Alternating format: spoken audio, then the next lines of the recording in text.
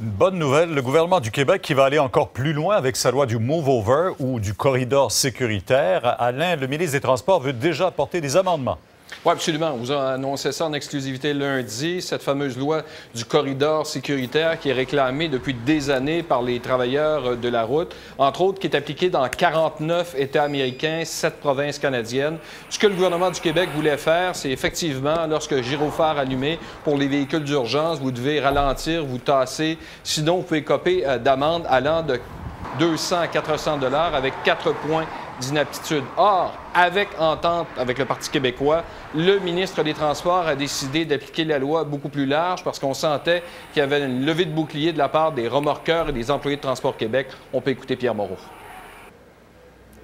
Dans la première mouture, les dépanneuses n'étaient pas visées. Maintenant, elles le sont.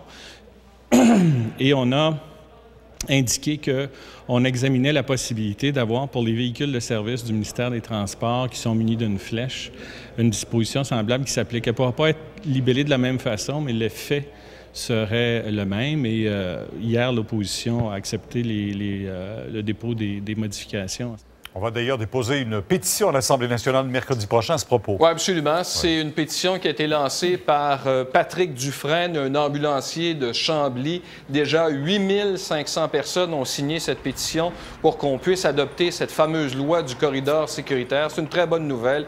Le gouvernement du Québec va aller vraiment vite. Là, on a l'impression que cette loi-là pourrait être adoptée au cours des prochaines semaines parce qu'il n'y a vraiment pas d'objection du côté de l'opposition pour protéger les travailleurs de la route. Il faut peut-être rappeler qu'il y a eu, depuis 2009, Pierre, 214 autopatrouilles de la Sûreté du Québec qui ont été happées et 13 patrouilleurs qui ont été blessés, 4 policiers décédés. C'est beaucoup trop.